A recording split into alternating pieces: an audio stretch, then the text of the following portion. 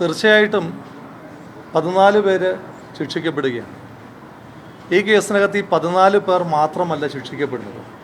ഈ 14 പേർക്കൊപ്പം ശിക്ഷിക്കപ്പെടുന്നത് CPMൻ്റെ കൊലപാതക രാഷ്ട്രീയവും ശ്രീ പിണറായി വിജയൻ്റെ കൊലയാളികളെ സംരക്ഷിക്കുന്ന രാഷ്ട്രീയവും കൂടിയാണ് ശിക്ഷിക്കപ്പെടുന്നത്. ഇതിനകത്ത് കോടതി ശിക്ഷ വിധിക്കാതിരിക്കുന്ന മുഴുവൻ ആളുകൾക്കും എതിരായിട്ടുള്ള നിയമ പോരാട്ടം പ്രസ്ഥാനവും ആ കുടുംബത്തോടൊപ്പം നിന്ന് തുടരുക തന്നെ ചെയ്യും. ഈ കേസുമായി ബന്ധപ്പെട്ടിട്ടുണ്ടായിട്ടുള്ള ഇടപെടലുകൾ നമുക്കറിയാം. ആദ്യഘട്ടത്തിൽ തന്നെ CPM പറഞ്ഞത് ആ 2 ചെറുപ്പക്കാരുടെ കൊലപാതകത്തിനകത്ത് അവർക്ക് പങ്കില്ല എന്നാണ്. ഒരു മുൻ MLAയും CPMൻ്റെ ജില്ലാ സെക്രട്ടേറിയറ്റ് മെമ്പറും DYFIയുടെ മുൻ ജില്ലാ പ്രസിഡന്റും ബ്ലോക്ക് പഞ്ചായത്ത് പ്രസിഡന്റും CPMൻ്റെ ഏരിയ കമ്മിറ്റി മുൻ സെക്രട്ടറിയും CPMൻ്റെ 2 ലോക്കൽ കമ്മിറ്റി മുൻ സെക്രട്ടറിമാരും അടക്കമുള്ള ആളുകൾ ശിക്ഷിക്കപ്പെടുമ്പോഴെങ്കിലും ഇത് ഞങ്ങൾ ചെയ്തതാണ് എന്ന് അംഗീകരിക്കാനുള്ള ബാധ്യത CPM എന്ന് പറയുന്ന കൊലയാളി രാഷ്ട്രീയ സംഘടന ഏറ്റെടുക്കേണ്ടതായിട്ടുണ്ട്. സംസ്ഥാന സർക്കാർ കാട്ടിയിട്ടുള്ള, പ്രത്യേകിച്ച് കേരളത്തിൻ്റെ മുഖ്യമന്ത്രി എല്ലാ കാലത്തും കൊലയാളി രാഷ്ട്രീയത്തെ, കൊലപാതക രാഷ്ട്രീയത്തെ, കൊലയാളികളെ സംരക്ഷിച്ച് നിർത്തുന്ന കൊലയാളികളുടെ പോളിറ്റ് ബ്യൂറോ മെമ്പർ അദ്ദേഹം നടത്തിയിട്ടുള്ള സംരക്ഷണ പ്രവർത്തനങ്ങൾ നമുക്കറിയാം.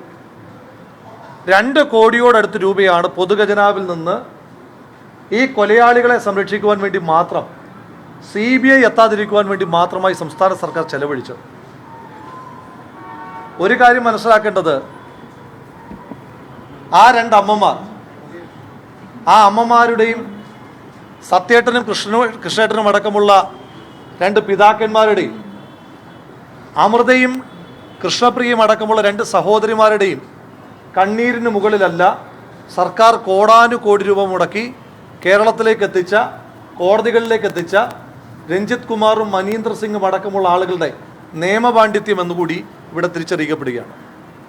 സർക്കാർ എന്ത് നാറിയ കളികൾ കളിച്ചു. കോൺഗ്രസിനോടൊപ്പം ഉണ്ടായിരുന്ന ശ്രീധരൻ വക്കീൽ, അദ്ദേഹം ആലോചിക്കേണ്ടത്, കോൺഗ്രസിനോടൊപ്പം നിന്ന ആ കുടുംബത്തിൻ്റെ വിശ്വാസ്യത മുഴുവൻ നേടി ചീമേനിയിൽ തുടങ്ങിയ ശ്രീധരൻ വക്കീൽ പെരിയയിൽ ഒടുങ്ങിയെന്ന് അദ്ദേഹം തിരിച്ചറിയേണ്ടതായിട്ടുണ്ട്. അദ്ദേഹത്തിൻ്റെ വക്കീൽ പ്രൊഫഷൻ ആ അമ്മമാരെ ക്രോസ് ചെയ്യുന്ന സാഹചര്യം വരെ ഇടതുപക്ഷത്തിനോടൊപ്പം പോയ ആ വക്കീൽ നടത്തിയിട്ടുണ്ട്.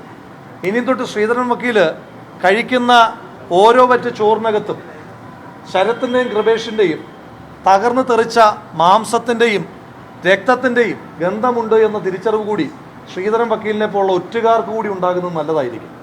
ഈ വിഷയത്തിനകത്ത് കുടുംബവും പാർട്ടിയും എടുത്തിട്ടുള്ള നിലപാട്, CBIയെ കൊണ്ടുവരുന്നതിനകത്ത് എന്തിനാണ് CBI കൊണ്ടുവന്നതെന്ന് ചോദിച്ചു.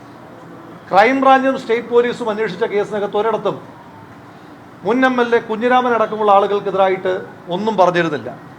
എന്നാൽ CBI വന്ന് നടത്തിയ അന്വേഷണം, അത് പാർട്ടിയും ആ കുടുംബവും നടത്തിയ നിയമ പോരാട്ടത്തിലൂടെ ഈ കോടാനുകോടിയുടെ പൊതുഖജനാവിലെ പണമെടുത്ത് അപ്പുറത്ത് തുലാസിൽ വെച്ചിട്ട് ഇപ്പുറത്ത് പാർട്ടി പ്രവർത്തകർ പിരിച്ചു കൊടുത്ത ആ പണം കൊണ്ടുവന്ന അഭിഭാഷകർ നടത്തിയ നിയമ പോരാട്ടത്തിൽ CBI വരികയും ആ CBIയുടെ ഫൈൻഡിങ്സിനനുസരിച്ചാണ് കുഞ്ഞിരാമൻ അടക്കമുള്ള കൊലയാളികളെ സംരക്ഷിച്ച നേതാക്കന്മാർക്കെതിരായിട്ട് ഇപ്പോൾ കോടതി വിധിച്ചിരിക്കുന്നത്.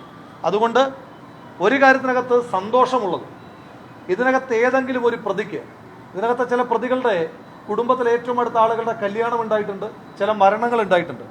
ആ കല്യാണത്തിനും മരണത്തിനും പോലും ഈ കൊലയാളികളെ ജാമ്യത്തിൽ വിടാതിരിക്കുവാൻ വേണ്ടുന്ന നിയമ പോരാട്ടവും ജാഗ്രതയും പ്രസ്ഥാനം നടത്തിയതിനകത്ത് ഈ പ്രസ്ഥാനത്തിൻ്റെ കൊടി പിടിക്കുന്ന ഒരാളെന്ന നിലയിൽ അഭിമാനമാണുള്ളത്.